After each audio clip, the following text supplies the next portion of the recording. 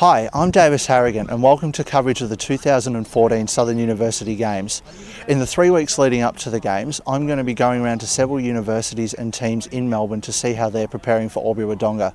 I'm here tonight at La Trobe University Ultimate Frisbee. They're affectionately known as La Tough, just to see how they're going. For those who aren't really invested or know about Ultimate Frisbee, it's become quite a serious sport. And with me now I have Chloe McDonald, who's played for Australia and she's also played for Ballarat University, which is now Federation University. Chloe, you want to come here for a sec? Cool. How are you tonight? I'm good. Now, just going back to what I said, you've played for both Australia and you've played for Ballarat, now Federation University. What sort of experiences from those two places have you tried to bring to La Trobe? I suppose because I started when I was fairly young, I've had a lot of basic training that then has been put into more advanced training and stuff like that. So I know how to start from the basics and work with newbies, and I got a lot of practice in that when I was at Ballarat Uni. So yeah, that's it. Now, the main topic of these interviews is uni games. So tell me one of your favourite uni games moments and why. It can be SUG or it can be AUG. I suppose my favourite uni games memory would be from 2012 AUGs. Ballarat University, or otherwise known as Buff. We won gold in Div 2, and we weren't really picked to be one of the people who would win or who would get into the final, so it was a big thing. And for me, I had my brother playing with me as well, so that was a big thing. And we got MVPs for the final as well, so that was big. And so that would be my highlight. Next up in our series of La Tough players, we have player coach Mark Milne, and he's been here for a few years. Mark, you want to come over here for a second? How are you? I'm good. Yourself? I'm good, thanks, Mark. Now, I want to look at your last year's SUG experiences first. Yep. You went up with quite a relatively new squad. What did you get out of that experience? As a coach myself, it taught me how to coach new players and introduce them to a tournament type competition. For the club, it really developed since the previous years we lost a major part of our club, and so we did well rebuilding. I think we took 18 players with the maximum we could take, and it really developed them and set the club up for the future. I think another thing that's developing new players, it happened this year and it happened last year as well, is the Monday Night League that La Trobe's playing, including that plays against university clubs and social clubs. What have you enjoyed most seeing some of the new players in Monday Night League? So this year especially, a lot of the new players from Monday Night League are really taking things they've learned at training and bringing it onto the league field. We've seen it with a couple close matches. Having probably the newest squad at Monday Night League this season, we did pretty well for it.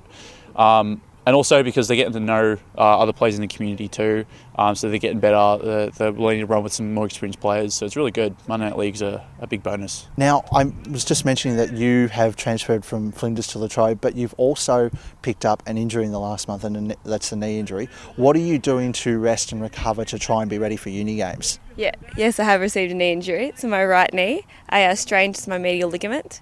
I've done it before, but it's the knee that I've had operated on, so I'm trying to be extra careful at the moment. What sort of techniques or methods have you been using to try and recover the muscle and make sure you're fit and ready to go for Albury-Wodonga? Yeah. I'm a big walker, so I'll just continue to walk in every day to make sure I'm still mobile. I've been doing my rehabilitation exercises, so that's included just leg lifts, swimming. I've been swimming quite a bit, and also jumping on the bike.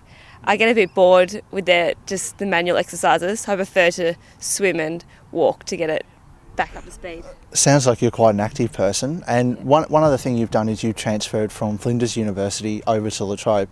Now, in terms of the Frisbee club, La Trobe is quite a bit bigger, but how have you found changing the atmospheres and teams? Oh yeah, you're correct. La Trobe is quite a bit bigger.